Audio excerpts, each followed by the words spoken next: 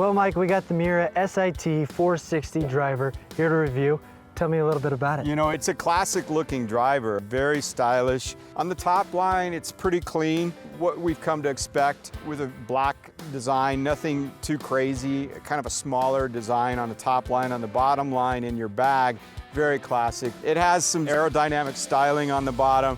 It does have the titanium face. Like I say, kind of a classic 460, and the speeder, Fujikura speeder shaft. Miura likes the color styles of gold with their, reflective kind of chromium look. So very nice looking driver for sure. And the one thing that I want to point out is obviously this is a well-made driver. It's custom built, right? Yeah. The Miura builds these drivers from the ground up for you specifically, or for me specifically. Yeah. Now it's a very simple driver, right? It's not a driver that's gonna be over here and it's gonna catch your eye right away with all the lines and everything. It's very simple and classic, yeah. Good. You know, obviously the CG's down and back, so you're gonna get that better forgiveness than what you would otherwise. Right. But like you said, very simple, very clean design. You know, I found the driver, I have to say I love Miura. I think that their irons, their wedges, their putters are just premium.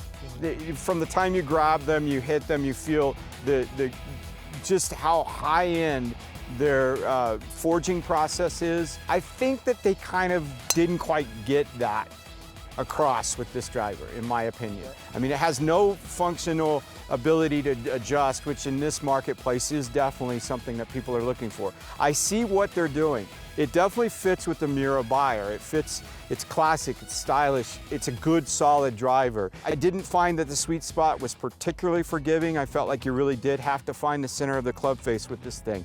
It is a strong, so I did have a tendency to have a bit of a draw hook kind of going for me, and I had to adjust kind of my grip and what have you, and even my swing plane to a small degree, and kind of drop my shoulder to get it into the club face. I initially had trouble hitting it. I was hitting it definitely on the bottom of the club face and kind of hitting more boring trajectory. I don't know if you saw that. No, yeah, I definitely experienced that as well. I noticed a little bit more for me was it did have a little bit of more forgiveness side to side for me. Maybe that's due to my swing speed, that I'm built to this shaft. But it's definitely that. It's a custom driver, so it's not fair for me to give it an analysis of it because it wasn't set up for me, it was set up for you.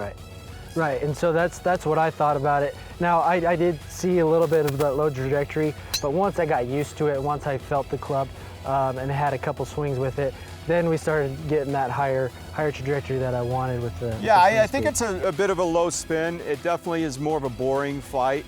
They say ideal trajectory. They definitely went for that sort of more of a boring flight with it. And like you said, classic. Keyword there is classic. Well, if you want to get a driver like the SIT 460, go over to MiuraGolf.com and get yours today.